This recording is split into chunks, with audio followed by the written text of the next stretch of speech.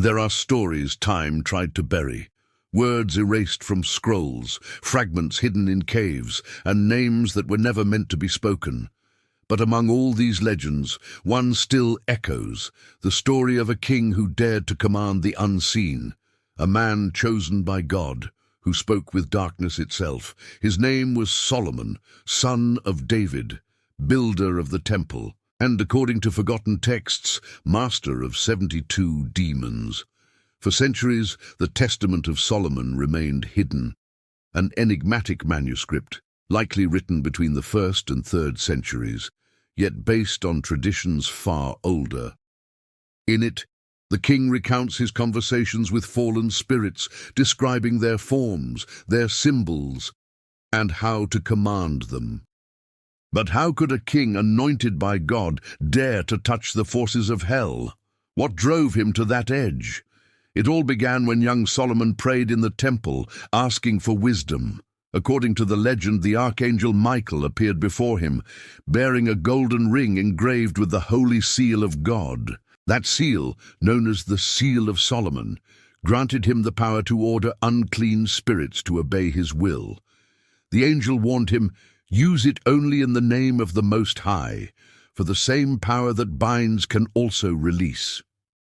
Solomon accepted the divine gift, but he did not understand that in that moment heaven and the abyss had crossed paths. With the ring in his hand, Solomon confronted a demon that tormented one of his servants. The spirit was called Orneus, the energy drainer.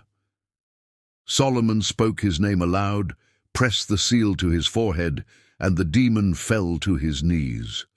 The king commanded him to bring all other spirits under his authority. And thus began what would later be known as the summoning of Solomon's 72 demons. Each one was described in detail. Some looked human, others half animal, half shadow. Some ruled over wind, fire, metal, dreams, and even human thought, and all, without exception, were forced to labor in the building of the Temple of Jerusalem. But what seemed like a divine triumph soon became a dangerous test.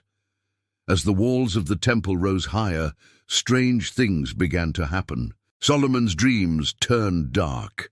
The demons began to whisper secrets, promises of forbidden wisdom, knowledge that not even the angels possessed. They spoke of the original language of creation, of the hidden names of God, and of portals between spiritual realms. Tempted by the power of such knowledge, the king began to consult the spirits in secret. The ring, once a divine symbol, became the tool of his curiosity, and then something broke. One of the spirits, Asmodeus, lord of destruction and desire, managed to deceive the king. He convinced Solomon to remove the ring for just a moment and stole it. With the seal in his grasp, Asmodeus cast Solomon far from Jerusalem, exiling him for years. During that time, the throne was taken, the temple defiled, and the people believed the king was dead. But Solomon returned, and when he reclaimed the ring, he understood the truth. The power he had received was not only a gift, it was a test. According to later mystical traditions, the Archangel Michael appeared once more before Solomon. And he said, "You have been tested, O king, for even the righteous can fall when they seek power instead of wisdom." Michael sealed the 72 demons again, each one engraved upon a bronze seal. They were buried at the 4 corners of the earth, and only one who holds the true divine seal could release them again. Solomon wept. He realized that the greatest demon was not outside, but within man himself, the desire to control what should never be understood. As centuries passed, writings about the 72 demons were banned, burned, or locked away by religious orders. Yet fragments survived. And today, scholars and mystics claim that the 72 names still exist, hidden in old invocations, prayers, and even within the geometry of the stars. Some say these seals are being rediscovered. Others whisper that secret societies still attempt to rebuild Solomon's power, but every manuscript carries the same warning: whoever awakens a spirit awakens the mirror within. Solomon is remembered as the wisest man who ever lived, but few know that his wisdom was born from contact with the abyss. He sought to understand the light, and to do so, he had to face the darkness.